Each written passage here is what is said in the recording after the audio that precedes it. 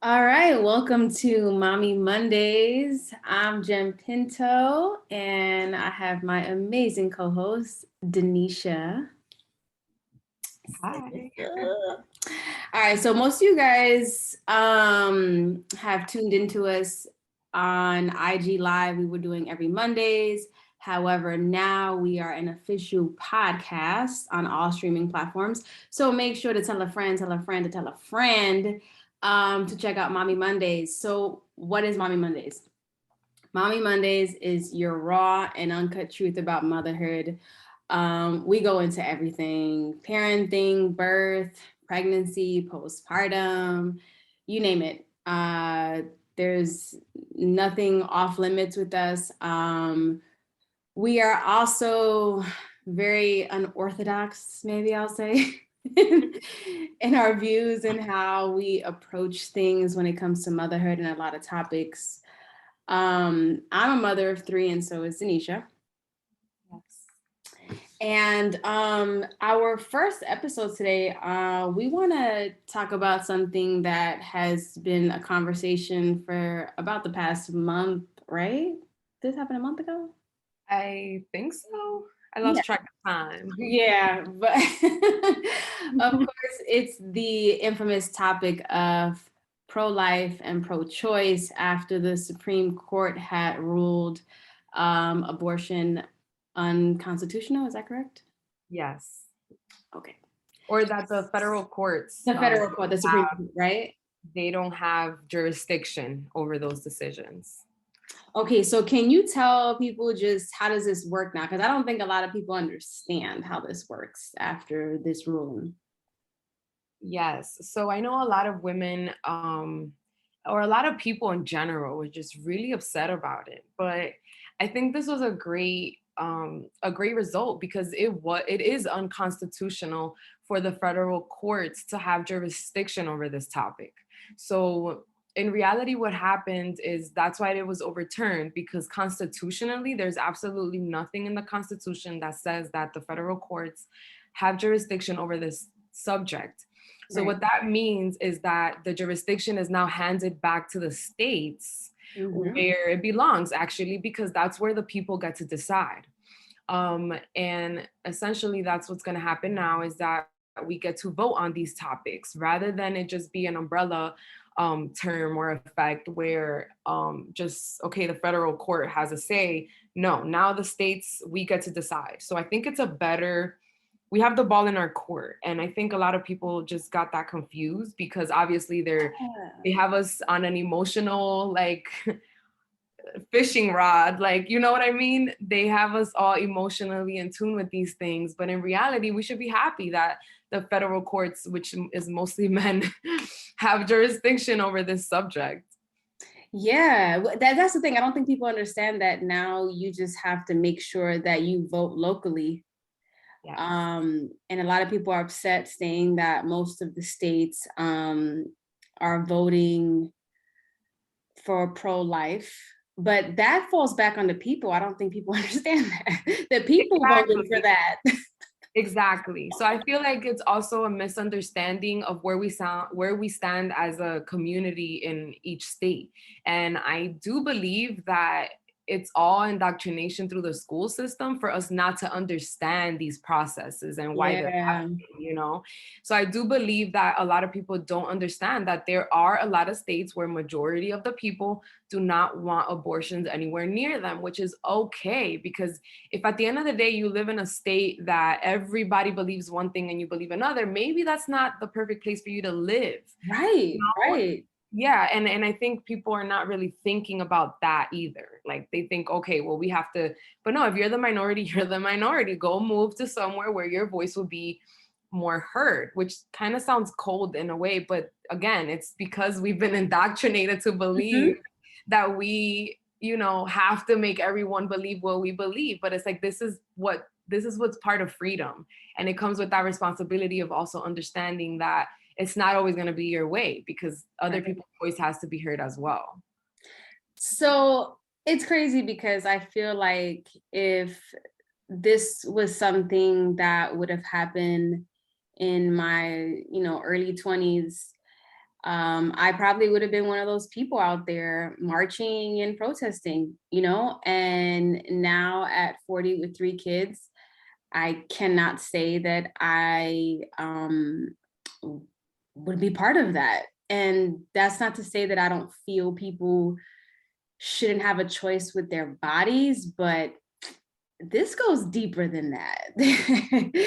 This goes way deeper than that because I think what we don't understand or overstand or even know is that we're just a host. Mhm. You know, we don't own our children. We are simply a host. Okay? We are a portal. So for us to sit here and say that it's my body, my choice, it's kind of hypocritical because what about that unborn child? They Yeah, have their body, but they're not given a choice. exactly. But So, I also want to say that I don't like the terms pro-choice and pro-life. Like right. I don't like the way that those terms are said because you can be both. Like I Yeah. believe that because they've separated into these two very specific terms, there's confusion because I believe in your personal choice, but I also believe that, like you're saying, you're host to a body. And if you really truly understood everything that came into play for that body to actually make it inside your vessel, then this would be a whole different conversation because then we wouldn't be having this conversation because every single child that's being created in this process is going to be respected for what that is, like part of the process. So it's like us saying, okay, I want this so bad. And then when we get it, we're like, okay, forget it. I don't want it. Like there's Yeah. such a big responsibility with that vessel, even that body making it to your vessel. Like that's Yep. another whole nother thing, you know?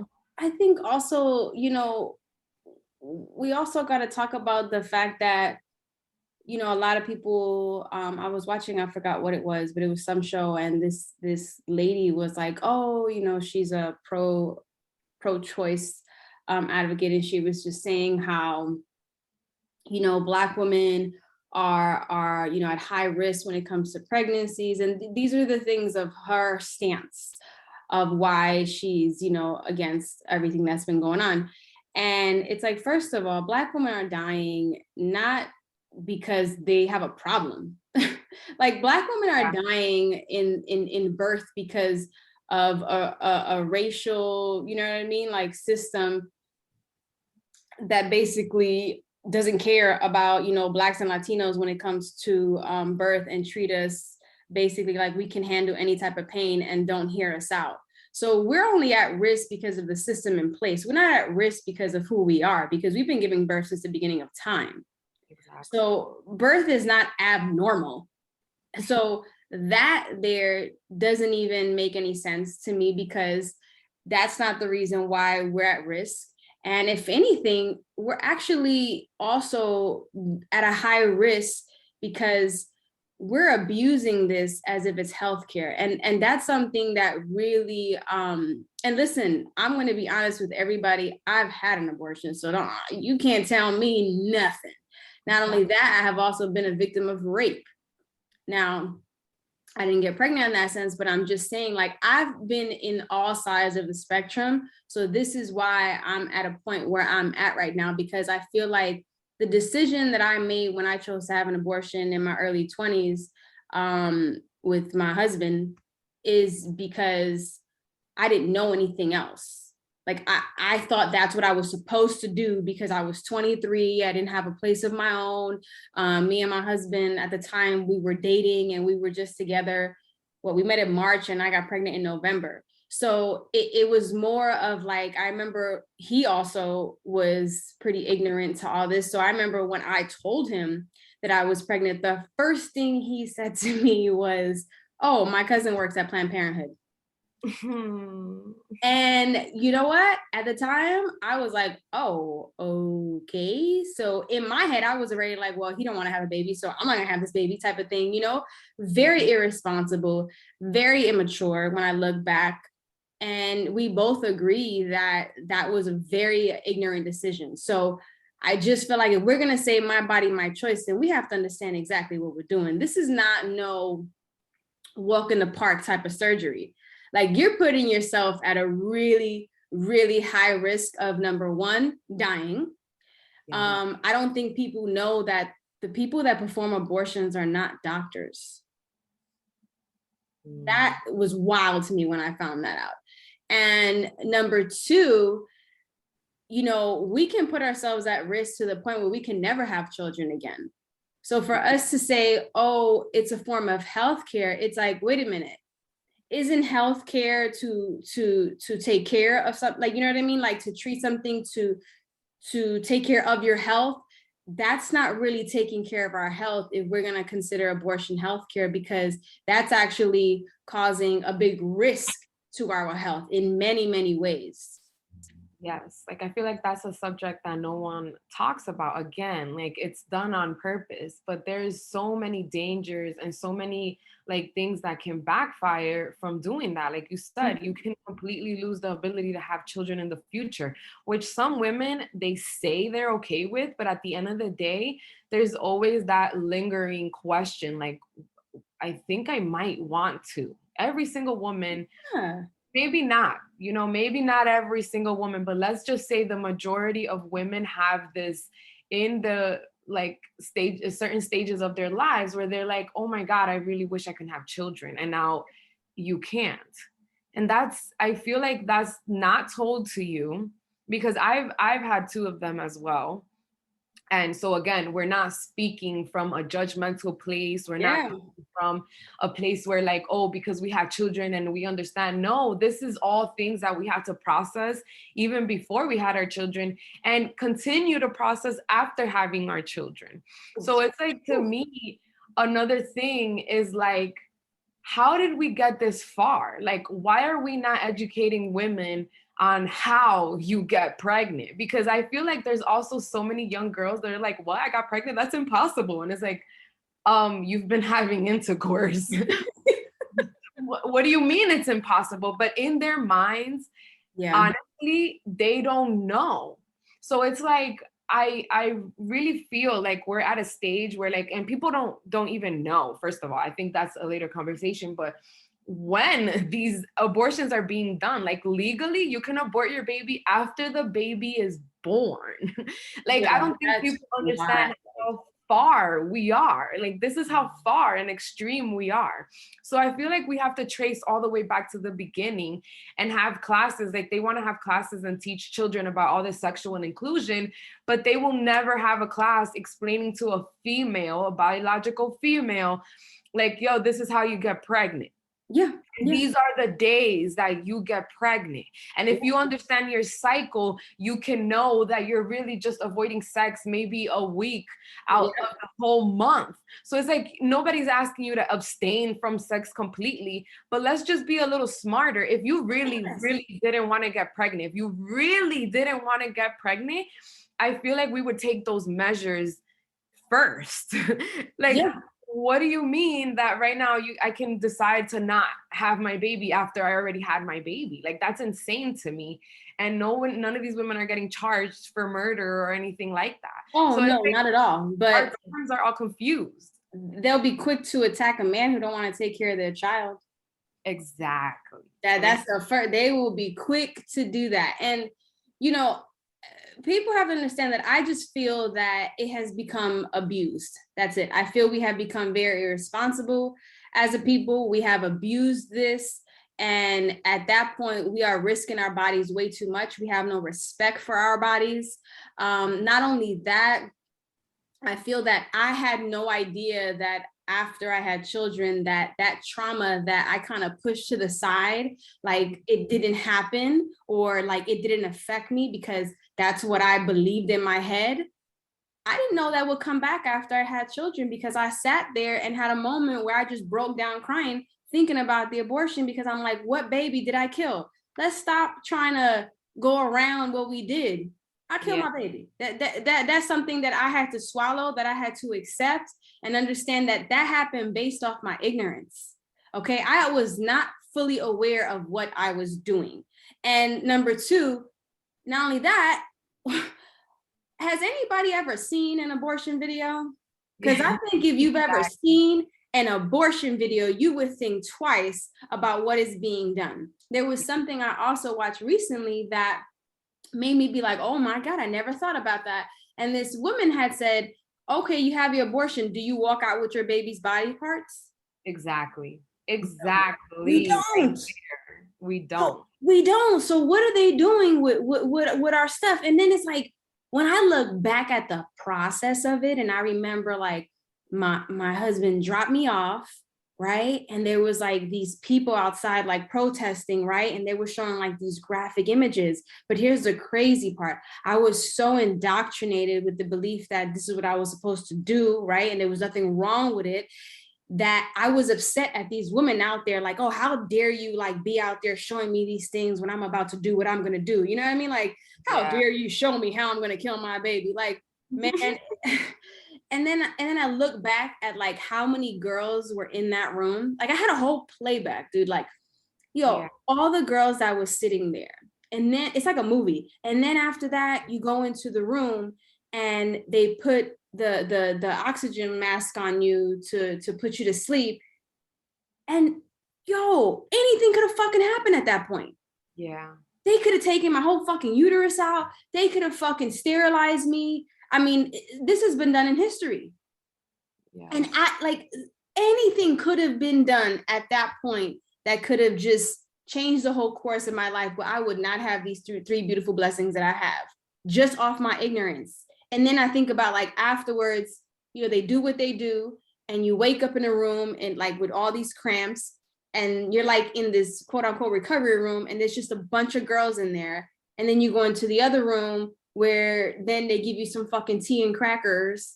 And then when you're done, like, okay, you get discharged and you're out. And it's like, I'm sorry, but the whole shit is so sick to me now when I look back at it, because there was so many girls there that day, and this is on a daily basis.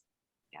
So many of us are unconsciously doing this, thinking that we're taking control of our body, that we have autonomy on our body, and all these other things like that. And it's like, man, nah, what you're doing is a very risky thing. And it's like, not only that, where's the therapy afterwards? Yeah. Where's are you okay? Do you have any regrets? Like, where's all that afterwards? Because I don't ever hear of any follow-up to our women, and nobody talks about the aftermath of having an abortion, because we all have normalized it so much that we act like there's no trauma behind that. There is trauma inside of that, whether you know it or not.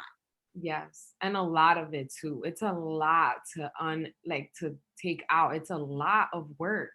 And especially if you already had children, because now you have the spirit's earth side. You have them physically. So now you're left in a wonder, like, hold up. What are they here now? Did I leave them behind?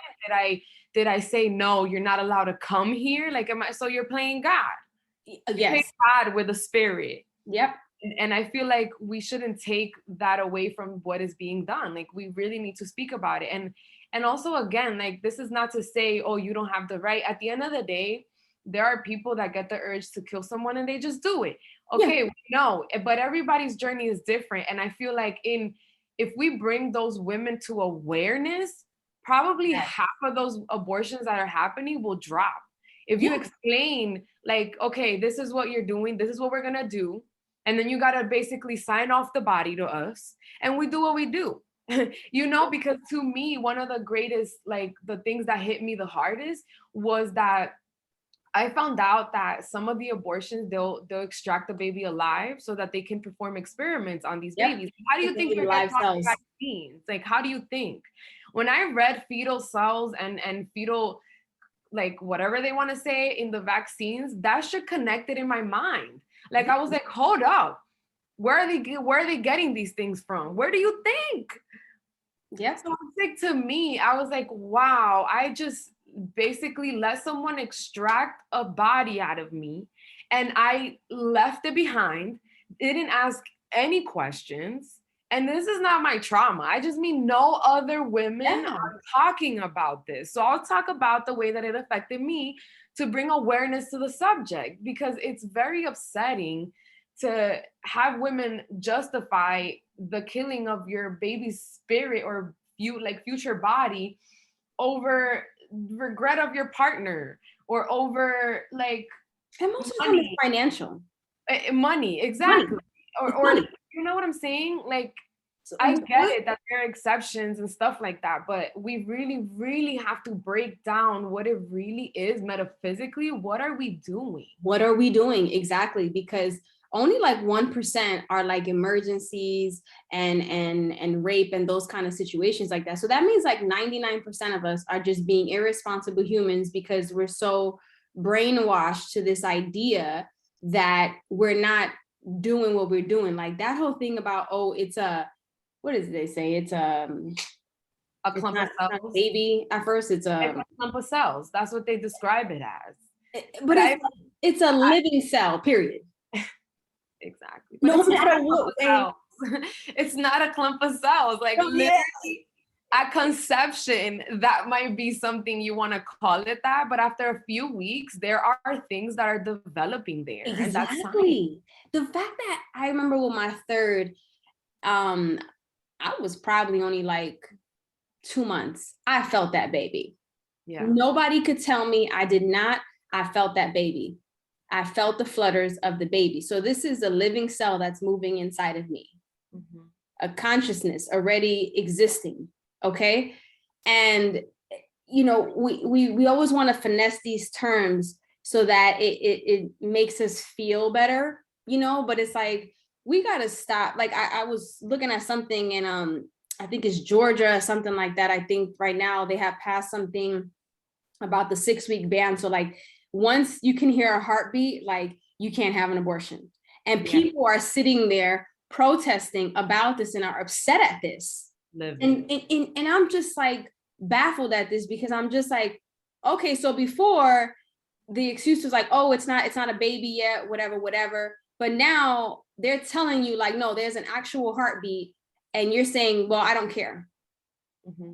You should still let us abort it. You know, the fact that people are having abortions after a certain time where like there's a fully developed whole baby, like after 6 months, after 9 months, even after a baby is born, right? They said some states are legal to have like to basically kill your baby. I hate the term abortion. You're just killing your baby. Like it sucks to hear that, but we got to be honest with ourselves. Yeah, we need to be honest and hold ourselves accountable. Exactly. And we're not holding ourselves accountable. There's no education on financial literacy because most of our people do this because they don't have the money. There's no education on sexual energy and understanding what you are doing when you are exchanging bodily fluids with somebody. We are irresponsible in that because we're an over sexualized society. Yes. Okay. You're so quick, like you said, to teach these children about all this sex stuff at an early age, but you're not even teaching them about what this really means. You know, we're out here talking about slut walk and all these other things. Like we have, like you said, we're trying to play God, and we have no respect for this portal and this body that was given to us. Yeah. And that's gonna come with a certain repercussions at some point in our lives. And if we're wondering why we're all a fucking hot mess, why is depression at an all-time rate? Why is postpartum depression crazy, running rapids? You know what I mean? Why do women feel so lost after they're giving birth off of something so natural? Why are we so disconnected after this natural process? And I do feel that it has to do with the fact that we have lost respect for ourselves and our bodies. And those are the things that are coming with that. That DNA, that traumatic DNA is traveling. Yes. It's continually traveling through our bodies to our children, and we keep doing it, and we're just normalizing insanity at this point. I also want to bring awareness to the men in this like trauma, basically, because people don't understand that it took two people to create this baby. Yes. It's not to say like, oh, you know, if you're going through something and all this stuff, like, okay, we get it. But I feel like we're not understanding also like the contracts. Like contracts are not understood. And it's like once you give your body up to this man, are you not like fully in trust or anything like that, that you feel like his opinion is in disregard? I feel like that's so offensive. And I'm gonna be honest, it wasn't at the beginning. It was like you said, I was in that other side of the spectrum, which is why I can speak so clearly on the subject. Like nobody can knock me off my square on this subject because I've been on both sides. Yeah. So it's easy for me to see because I have my husband and he's a sentimental person, and he was also like, he was the first person to bring awareness to like about all of this to me. And the Wow. first example that he used was rape. And to me at the beginning, that was insane. But I was like, no, there's no way that you're thinking that way. But then this is what brought everything down to perspective, and a lot of things fell on me when he said, it's not the baby's fault. And I was like, oh my God, like, again, it's a disconnection of like that new body in you. And Yep. so this man was able to bring that perspective to me. And that put me into like the rabbit hole of research, right? Because I'm like, wait, what did I do back then? You know? Yes. And it wasn't with my husband. So this was things that happened to me before, but I brought that into the relationship also because they're traumas, you know? Yep. So one of the things that I realized was that a lot of these men suffer so much. I've seen videos of men crying Wow. outside of the abortion clinic. Please don't kill my baby. Please don't kill my baby. And there's people that make fun of that. And I think it's so sad because then if it were the other way around, right? Like, look, if the woman doesn't want Oh the my baby, God. if the woman doesn't want the baby, but the man does, like, why isn't there a conversation about that? Why isn't there like a therapy to talk about this? Like, Yep. there are some men that are willing to take care of all the finances and are even down to take the baby. Yep. So why are we not having these conversations? Yep. Another thing is if the woman wants to keep the baby and the man doesn't, he has to be responsible for this child, no Yes. matter his finances, no matter his current situation. So what are we really doing? Like, are we just thinking about the woman? I don't understand that You know concept. what? And that was That's hard for me. Yeah, because it seems like when it comes to birth and baby period, we are throwing these men like just to the dirt as if they don't exist. And like you said, it takes two people to make that baby. And it happens even in pregnancy, you know what I mean? Or in birth, where you go to the hospital and they treat the man like that's not their child. Mm-hmm. Like they have no say in nothing. Or if the woman wants an epidural, or if they don't want a woman to get epidural, whatever the case is, my point is like, why are we disrespecting these men to this degree? Like it's really, it's frustrating to me, you know, because this is where I would disconnect as male and female and men and women. This is where I would disconnect is we have no respect for our bodies. We have no respect for each other. And then we're wondering why we are in this chaos. Like we got to get back, like you said, like to the root of everything, to the spiritual aspect of it, to the sexual energy. Like when we're choosing to exchange these bodily fluids with the chances of possibly having a baby within that process, because that is a risk, right? Mm-hmm. And also, you know, it's a catch-22, because then you also have where, you know, okay, we talk about birth control, but then birth control has destroyed so many women. I was a victim of birth control destroying my body. Again, I would probably not be able to have had my 3 children if I didn't take care of my body and do what I had to do to reverse all the damage that the birth control did to me. Mm-hmm. And when we go to the source of how even these abortion clinics and birth control came about, we have to go into, you know, Margaret Sanger. And Margaret Sanger was the spearheaded all this stuff when it came to, she wanted to exterminate the Black population. She did a whole sterilization campaign focused on eugenics, and in Puerto Rico, where they sterilized a bunch of women without their consent. So you have a company that everybody wants to fund, that now they have a Black woman as the head of it, of course, right? That people want to talk about, like, okay, Planned Parenthood, you guys want to provide healthcare and all these things like that, but you guys focus so much on abortions, when if the root of that and the history of how this started originally was to exterminate our people, then what are we really supporting? I don't care if you have a Black face in it now. At the end of the day, that organization started for a specific reason. And even birth control started with the experimentation on Puerto Rican women who they were giving super high dosage to, because they just wanted to test things out, in which many women died, okay, or became unable to have children again. So all these things are coming at the expense of our women, but yet our women are the first ones marching in the front, talk about my body, my choice. And 90% of the people don't even know the history to this.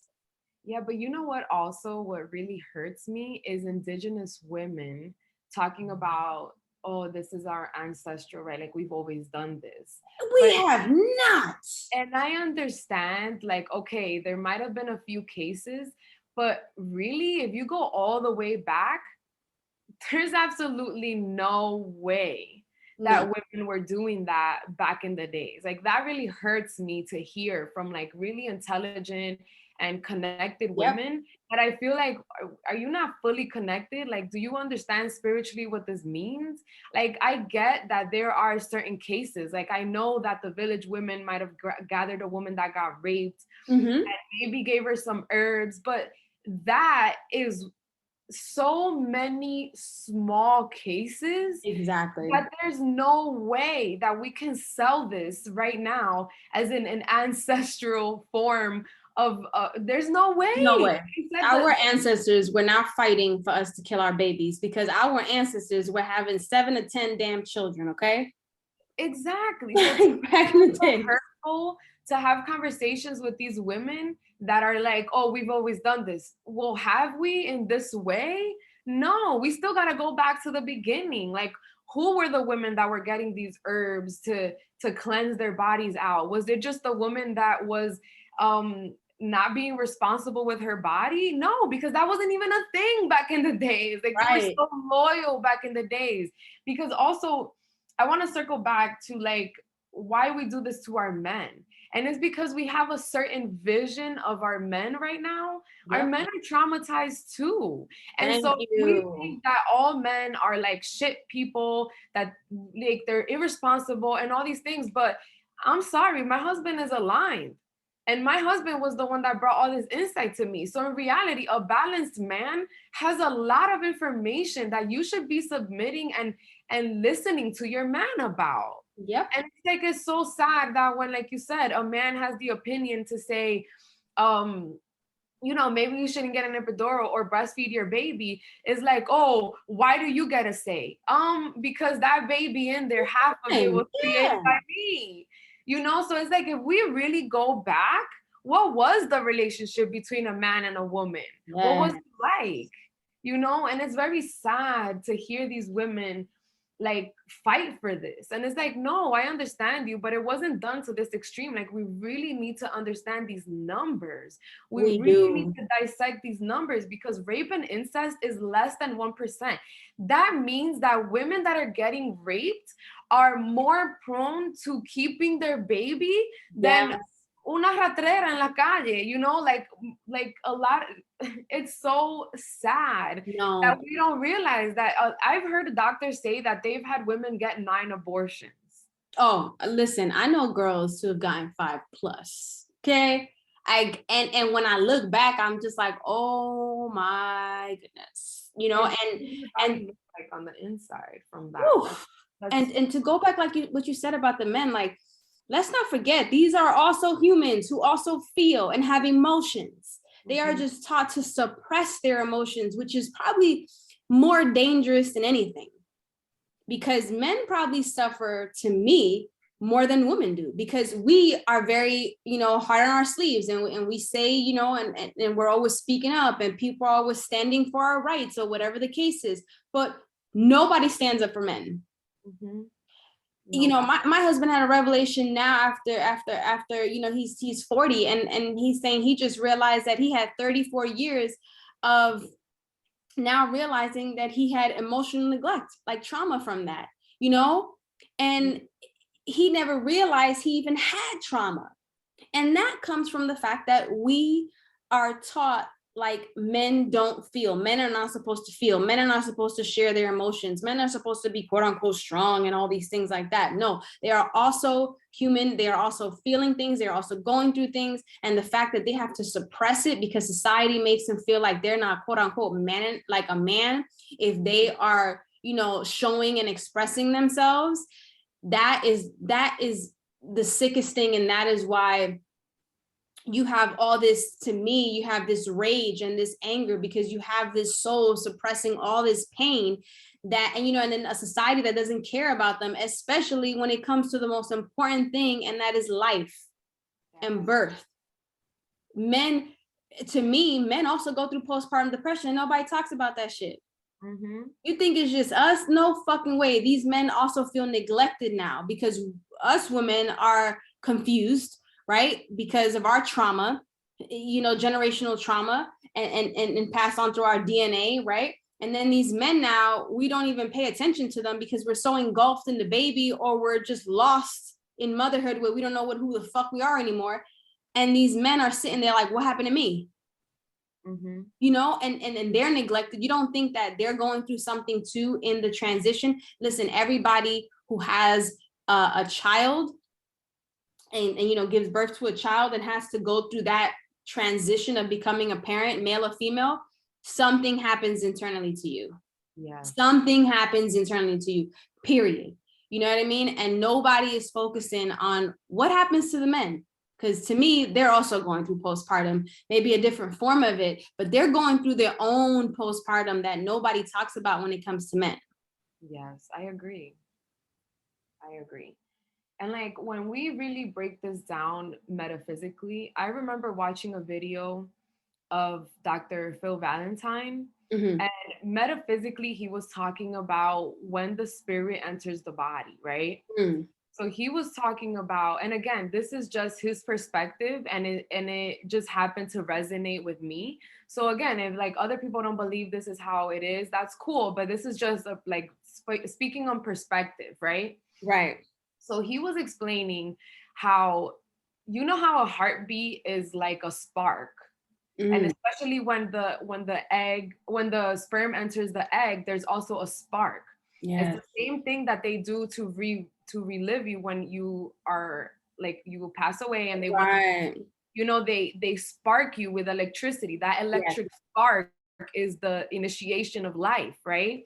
So he said that this heartbeat is like a light, a beam of light, and that the soul is kind of just lingering and understands that this light is where its goal is gonna be. So again, this soul that's not in this physical world is waiting on a host, a body, a vessel. And he explains that the first time that the spirit enters the body is when the baby takes the first breath. So for me, I had a very deep deep conversation with myself after this when I heard this video, because then he goes on to say that when you cut the life of that baby, there's no light. So the spirit now has to linger more and wait for another light to be available. And that hit me like a rock, because I said, wow, I played God. And I disconnected that soul from their vessel. Like, who the hell did I think I was doing something like that? You know? So I just want to bring that perspective also to the table. Like, are we really understanding? Like, really what we're doing? That's the thing. It's like understanding the whole concept of what this is. And you know what's crazy? My body, my choice. My body, my choice, right? Tell somebody to name all the fucking bones in the body. Tell somebody to name all the parts of their body, all their organs. Tell somebody to name every single part of their brain. Tell them, because I can't. You feel what I'm saying? Like, I can't. Exactly. So I what body are you talking about? Because what do you actually know about your body? Name to me your entire reproductive system and all the organs and how everything works. Name it. 90% of women can't. talk to me about your cycle. Yeah, your About your cycle. cycle, which is out of control. Like, now we're wondering like why we're having all these issues. You know, there's even women, so many women that can't have children. Mm-hmm.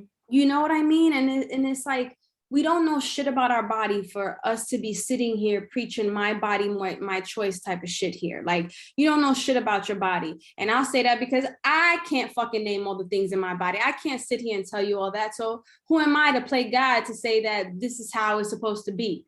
You know, and like I said, we're a host. That needs to go through people. We are a host. When it comes to your children, you do not own your children. Your children come to you. You are simply a port that they come to just to get their juices flowing, right? Just to get their whatever they need, a direction, a life, or whatever the case is. They come here to basically get more battery, to then go on to the world and have the energy and direction and knowledge to do what they're going to do to for their own personal journey. Everybody is different, and I'm learning this as a parent. You know, like with my 3 children, they are 3 very different children. You know, I parent the same but not the same when it comes to each of them, because they're all different humans, and they receive information differently. They process information differently, not only based on their ages, but who they are. You know, like I don't even feel me pushing a religion on them is appropriate. Like, who am I to tell you that you got to believe in X, Y, and Z? No, I'm just going to teach you about knowledge of self. I want you to know who you are as far as in your body and your soul. And now, whatever journey that takes you on in life, if you want to subscribe to a religion later on, that's on you. But I'm not going to sit here and force upon my beliefs, my way of thinking into this child that, again, I am simply a host for. I'm there to just support them, to nurture them, to teach them, you know, the way, in a sense, but I'm not going to give them like, you have to be X, Y, and Z and do this and do that. You can't do that. None of us, you know, what happens is like after a certain time, you get to a certain age and you're like, yo, I don't believe in none of this shit. What the hell is this? What the hell is this? And you start questioning everything, right? You start questioning everything that was indoctrinated and forced onto you. That happens to everybody because your soul is searching for self. Your soul is searching for whatever purpose is your own individual purpose. So that is why at some point we all quote unquote rebel, right? And we're all like, nah, I ain't with all that shit. And what are we all trying to do at some point? We're all trying to find ourselves. That is something that, you know, like even at 40, I'm still trying to find myself. I'm still trying to undo all the shit that I learned, that now, you know, growing and learning about history and about myself and about my body, that I'm like, hold up, 90% of the shit I learned don't make no fucking sense. And I don't subscribe to that shit no more. So now undoing all that, I'm still in a state of like, who am I? Like, who am I outside of all this shit? Yes. And another thing is that we've gone through this life very nonchalant. Like we just go with the flow on certain things. Oh, this is the law. Okay, let me not do this or let me not do that. And because we don't have a clear understanding on what is life, what we're here to do, I think that's where another confusion sets in. Like this is all an energy game. And when we really break it down, we're here to learn lessons and be better and drop, like you said, drop all the things that are not you so that you can ascend. And so when we really break it down, motherhood makes you. Yes. Motherhood is what makes the woman. And it's not to say, okay, everyone has their individual journey. So of course there's women that are not going to be able to have children. But in reality, almost 90% of women have this urge. It's like the what if I did have children. And you can't hide it. It's science. It's science, and it's just a like the basic need of creation. Like, we are women, we're here to create. So Yes. when you really break it down, you're avoiding the lessons that are gonna make you and help you ascend. So when you have your baby, this is an internal battle to birth your child. These are Yes. things that you start to learn about yourself, that you're like, oh my God, it hurts. It hurts more to have a baby than to break every single bone in your body. So that's to show you that Yeah. as a woman, this is what you're here for. You can like withstand so much physical pain, that's why we are the beings that are connected to spirit and physical. And that's why Yes. we are who we are. So it's like a lot of these women are like, oh yeah, I don't want to have children. Like, where did you get that idea from?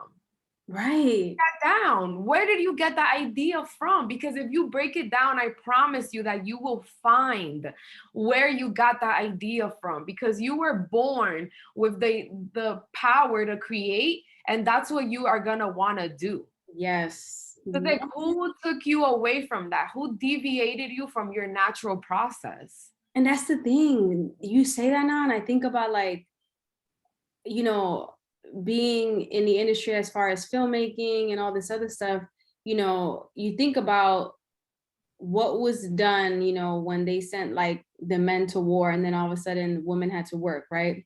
Mm-hmm. And then what ended up happening was basically um they were like, sterilizing women so that they wouldn't have to pay for any like, maternity leave and things like that. Yeah. So, and then you think about like once we got into the workforce and especially Hollywood and like I said, the film industry, there's this idea that like you like wait for this quote unquote perfect life. Like, no, I have to wait till I make it so I can have a baby, and I have to wait for this, and I have to have this amount of money, and I have to have this, and I have to have that. And then next you're like 50 and you still don't have a child. Mm-hmm. You get what I'm saying? Like, so it's like we delay this whole, beautiful process all for this quote unquote career, right? That we're searching for, that we think is going to make us whole. That's the crazy part. And this beautiful process that we want. Yeah. It's like actually everything want. we're searching for is inside of us. And that process of birth is probably one of the most transformational things that you can ever go through, that will actually fulfill you in something that you've been quote unquote looking for in work and success and money and all these things, and it's nowhere out there. Yeah. It's nowhere out there. And we sit here and we think like, oh, I can't have a baby just yet. I remember when I started having my children and my career was going great as far as in the film industry, and there were people that were really like, why are you having a baby right now? Like, your career is going really great. And I was just like, fucking me, why I'm having a baby? Like, having a child is one of the most important things to me, not being no famous movie star or filmmaker. Like, that shit ain't going nowhere. Mm-hmm. That shit ain't going nowhere. Like, I want to have a family, and I'm not going to wait till Hollywood tells me it's acceptable to have a family. Yes. So I always used to say, like, I'm not going to have any children. I don't want babies. I don't want children.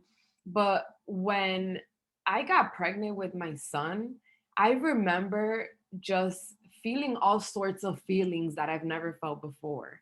Mm-hmm. And it was like a connection, like, yo, you're just going to do this. And it doesn't matter what the outcome is, you're going to do it, and it's going to be amazing. And after I had my son, I had a spiritual awakening the same night that he was born. I was just looking at him and looking at my husband, and I was like, I just went into a cry fest for 30 minutes. I couldn't talk. I couldn't say what was wrong with me. I was just crying. But what that baby did was bring a whole different perspective to life that I would have never achieved without looking into his deep eyes that were full of life. Mm-hmm. And when I saw that baby, I said, oh no, oh no, now I'm living. But what I think happens is the fear. the fear is stronger than the ability to have this baby. Like, these women are so scared of responsibility. They're so scared of, like, giving their life to this child, which is not really what you're doing. It's sad that that's what the perspective is put behind this. But what you're doing is actually opening up this whole perspective to life that you never would have seen without the life of this child. So it's like, in reality, if you really break all of that down, you'll realize that it was meant to be. You needed this child to bring insight into a whole different portal that you did not have access to before. So it's like we're widening up the spectrum every time that we do something we're scared of, or every time that we do something that's hard, we're widening up the spectrum. So it's like, are you really living? Your spectrum is so small. You have no spectrum because it's so tiny. You didn't open up any portals. You don't have the highs and the lows. You just have this little medium life. So it's like, in reality, you're not even really living to the fullest, I would like to say. You have no ability to see. I have a new set of eyes every time I had a baby. I had a new set of eyes that one of my children challenged me, and I was like, wait, my child does have the right to ask me questions. My child does have the right. And now what I'm doing is raising a whole new generation of children that are gonna widen the spectrum for the whole world. On that note, I think we can come to a close. Absolutely. Our children are here to teach us something. Let's remember that. You're not really teaching them anything, trust me. They're here to teach you something about yourself. And just to close things out, I just, at the end of the day, everybody, I respect whatever decision that anybody wants to make. When it comes to this, I respect everybody's point of view. I think it's a conversation that should be more open and talked about on both sides of both personal views. And I just think anybody who's never even looked at the other side of the spectrum that we've been discussing today, I just really want you to, like, when we talk about pro-choice, what choice are you really talking about? And what do you fully, are you fully aware of what is being done and what is happening here on a spiritual level, on a physical level, and on a mental level? Because we can't just make decisions just because everybody's saying, let's just do it. We have to know exactly what we're doing. Let's start having a little bit more respect for this God-given experience that we are here, okay? And creation is one of the most powerful gifts that are given to us. And let's stop taking that so lightly. And it's given to us in a form of when a male and female come together. So responsible and accountable. Exactly. Tune in to us every Mondays, every streaming platform. We're going to be on Apple Podcasts and all the other podcast platforms, whatever. Make sure to let everybody know, Mommy Mondays. We'll be back here next Monday with another raw topic. If there's anything that you guys want us to talk about, please message us, let us know. No topic is off limits. And just stay tuned. I mean, anybody who knows me and Danesha know that trust me, this is only the beginning. We have a lot of experience. We've gained a lot of knowledge, and we definitely want to just open your eyes to a different perspective other than the norm of what you normally hear. So thank you for tuning in today. Again, I'm Jenn Pinto. And yes. So stay tuned, Mommy Mondays. This is our first official episode. All right, y'all. We will be back, and stay tuned for more Mommy Mondays.